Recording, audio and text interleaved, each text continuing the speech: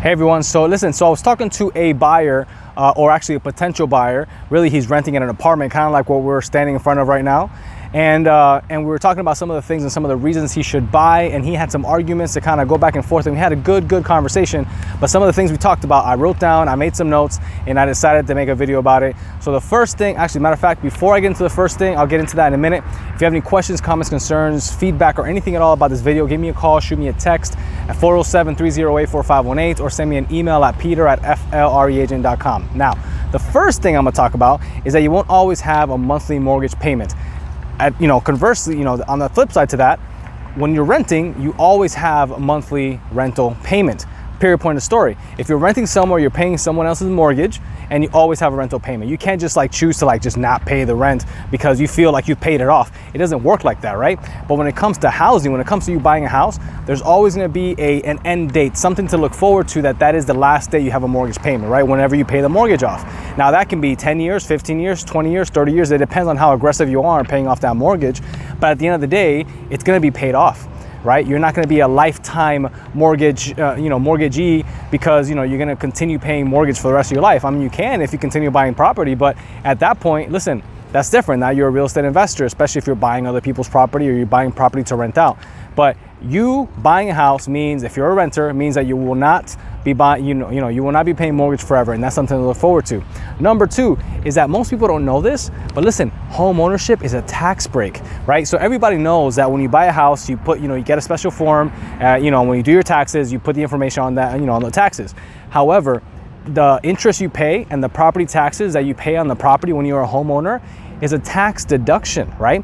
A lot of people don't know that, surprisingly, right? I think it's pretty common knowledge, but I mean, a lot of people don't know that. So it's tax deductible. So you take that amount of money and you deduct it essentially from your taxable income at the end of every year, which means that you pay less taxes at the end of the year.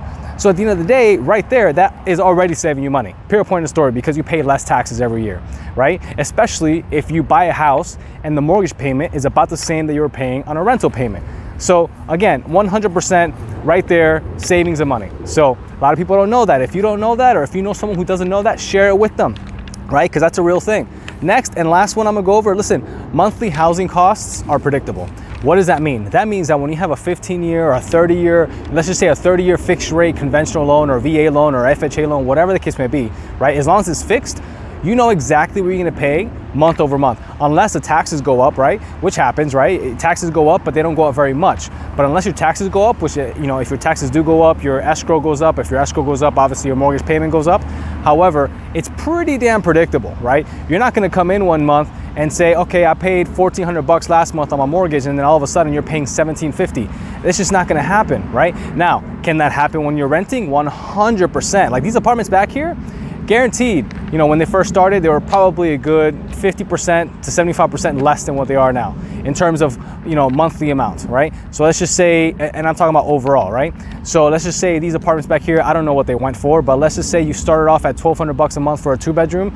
They're probably at $1,700 a month now for a 2-bedroom, right?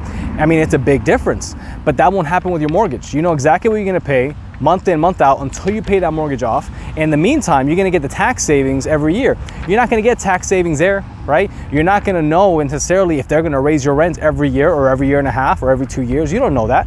And you cannot control how much they raise your rent, by. So again, if you're thinking about buying, if you know yourself that you're thinking about buying, if you know someone else is thinking about buying, hell, give me a call, 407-308-4518. Shoot me an email, peter@flreagent.com. Listen, you don't even have to use me to buy. You don't even have to buy something right now. Even if it's just you familiarizing yourself with the process and knowing what to do when the time comes for you to buy, listen, give me a call, shoot me a text, send me an email, and I'll be happy to help. Until next time, talk to you soon. Bye.